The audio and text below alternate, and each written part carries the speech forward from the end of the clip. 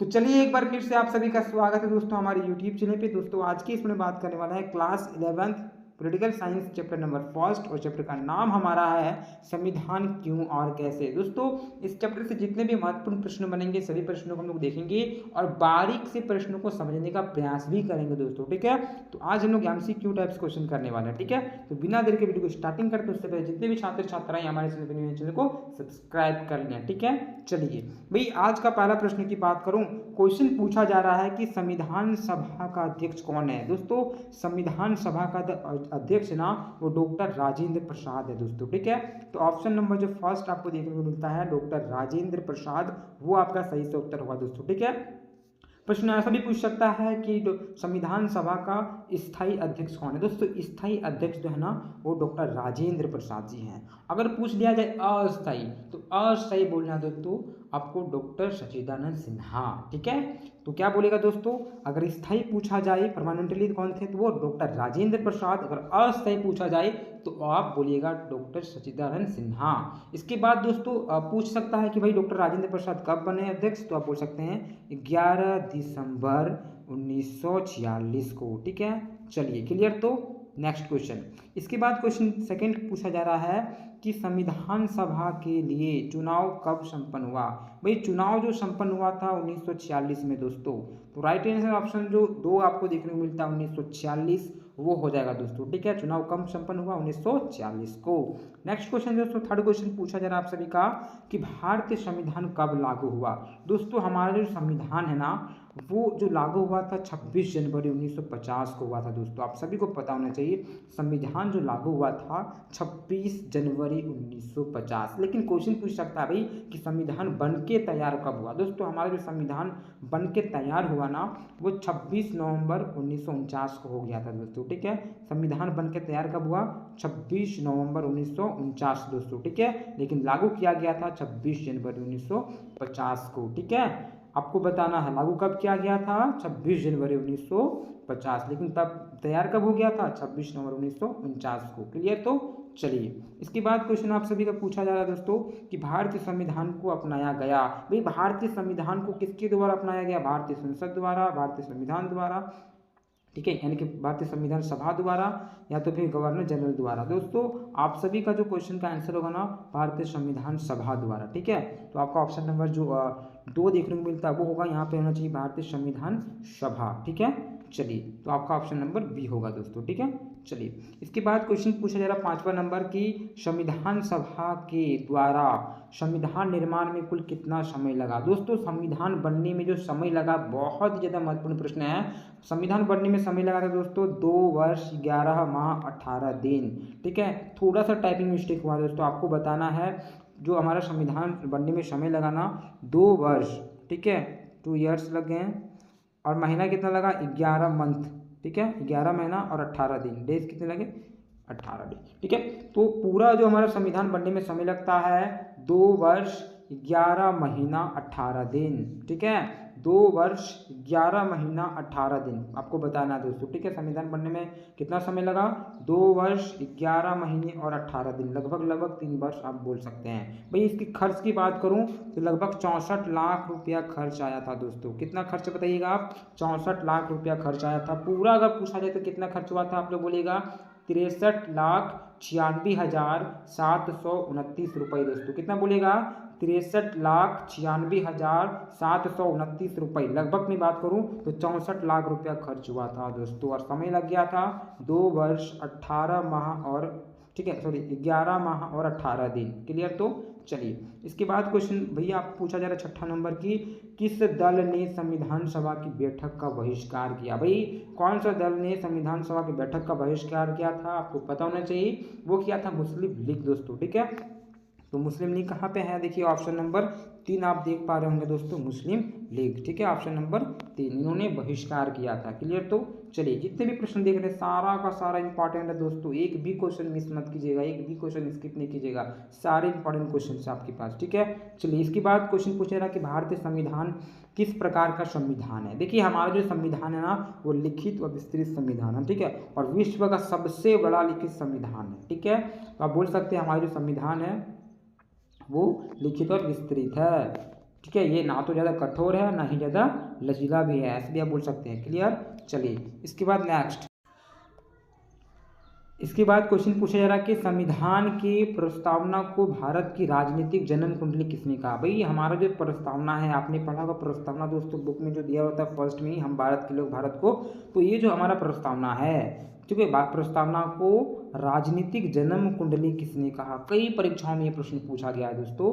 तो भारत की प्रस्तावना को, संविधान की जो प्रस्तावना को राजनीतिक जन्म कुंडली कहता है वो के.एम. मुंशी। ठीक है, कौन दोस्तों, के.एम. मुंशी। तो ऑप्शन जो आपको 4 देखने को मिलता है दोस्तों, के.एम. मुंशी आपका सही उत्तर होगा दोस्तों। ठीक है, इन्होंने प्रस्तावना को राजनीतिक जन्म कुंडली कहा, किसने, के.एम. मुंशी ने। चलिए इसके बाद क्वेश्चन पूछा जा रहा है आप सभी का, किस वर्ष भारतीय संविधान की प्रस्तावना में पंथ निरपेक्ष शब्द जोड़ा गया। दोस्तों पंथ निरपेक्ष जो शब्द जोड़ा गया था वो 42वां संविधान संशोधन 1976 के द्वारा जोड़ा गया। ठीक है, तो कब जोड़ा गया दोस्तों, 1976। और कितना संविधान संशोधन, 42वें संविधान संशोधन के द्वारा। ठीक है, आपको एक एक चीज को बारीक से याद रखना है दोस्तों। आपको बोलेगा 42वां संविधान संशोधन 1976 के द्वारा पंथ निरपेक्ष शब्द जोड़ा गया। क्लियर। तो चलिए भाई इसके बाद क्वेश्चन आप सभी का पूछा जा रहा है कि संविधान सभा के प्रथम बैठक कहाँ हुई।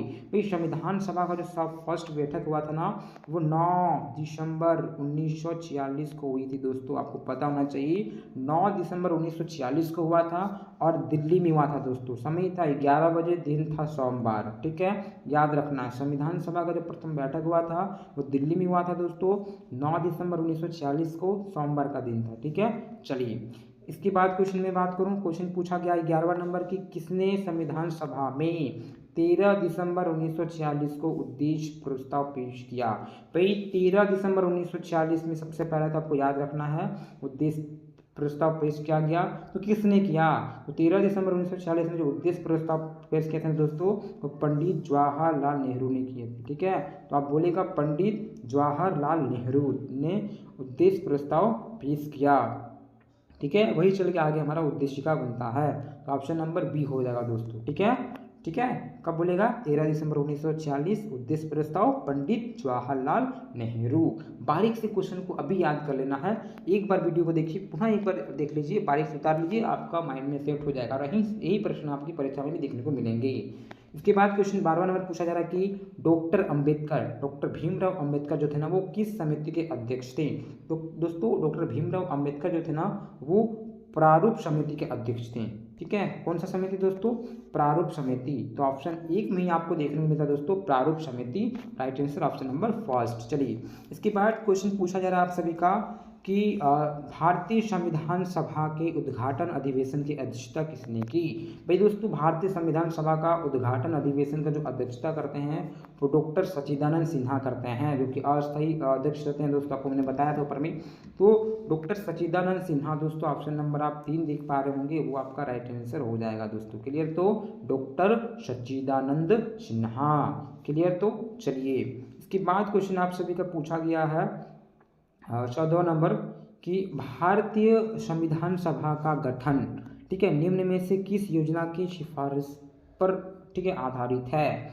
तो भारतीय संविधान सभा का जो गठन किया गया था दोस्तों, या तो हमारे संविधान निर्माण हुआ कौन सा मिशन योजना के तहत, तो बोलेगा कैबिनेट मिशन 1946 के तहत। कौन सा दोस्तों, कैबिनेट मिशन 1946 आपको बताना है। सबसे पहले आपका अगस्त प्रस्ताव आता है, फिर आपका क्रिप्स कमीशन आता है, क्रिप्स कमीशन फेल होने के बाद कैबिनेट मिशन आता है और इसके द्वारा बनता है दोस्तों। ठीक है, तो आप बोलिएगा संविधान सभा का जो गठन किया गया था वो कैबिनेट मिशन 1946 के तहत। ठीक है, तो ऑप्शन नंबर आपका 1 हो जाएगा दोस्तों, कैबिनेट मिशन 1946। इसके बाद 15वां क्वेश्चन में बात करूँ दोस्तों, क्वेश्चन पूछा गया है कि किस देश का संविधान अलिखित है। Bharat, France, USA, Britain.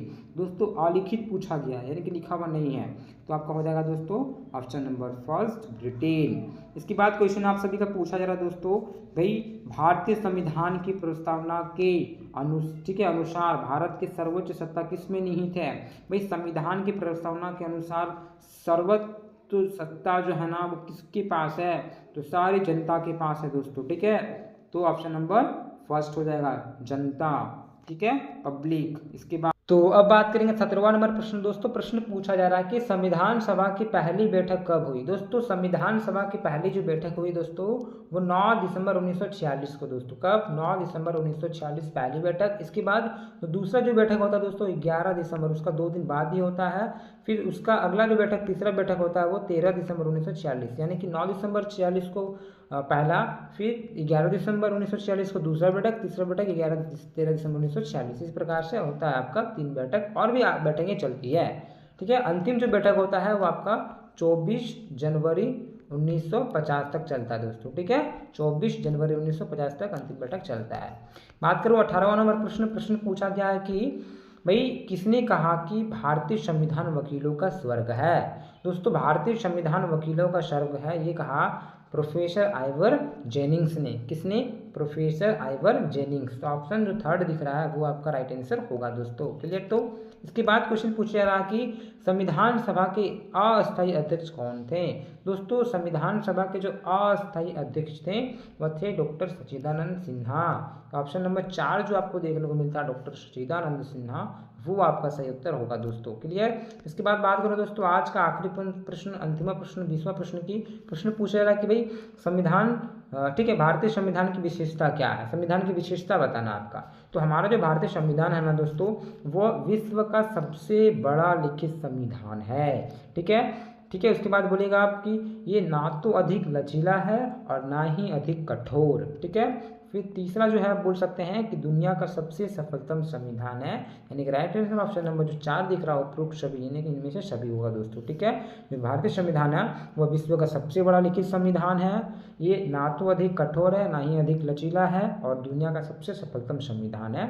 उपरोक्त सभी ऑप्शन नंबर 4 इनमें से सभी हो जाएगा दोस्तों। ठीक है, इसी प्रकार से मैंने आपको फर्स्ट चैप्टर का जो इंपॉर्टेंट क्वेश्चन लग रहा था मेरे को वो मैंने आपको बताया। इसके बाद मैं सेकंड क्वेश्चन भी आपको, सेकंड चैप्टर भी बताऊंगा। तो चैप्टर से जितने भी इंपॉर्टेंट क्वेश्चन बनेंगे सभी को मैं आप बारीक से करवाते रहूँगा, समझाते रहूँगा दोस्तों। उससे पहले आप क्या कीजिए, अपने मित्रों को शेयर कीजिए दोस्तों, ताकि और भी बच्चे जुड़ जाएं और वीडियो को अधिक से अधिक देख पाएँ, है ना। अपने मित्रों को आप शेयर भी करें। ठीक है, इसके बाद मैं दूसरा वीडियो आप लोग के लिए ला दूंगा और इतिहास का, ज्योग्राफी का, इकोनॉमिक्स का और भी जितने भी विषय हैं आप लोग कमेंट बॉक्स में कमेंट कीजिएगा। इसका ज़्यादा डिमांड रहेगा उसका मैं लाता रहूँगा दोस्तों। ठीक है ना, तो अच्छे से रहिए, मस्त रहिए। दूसरे वीडियो में मिलता है। जय हिंद, जय भारत।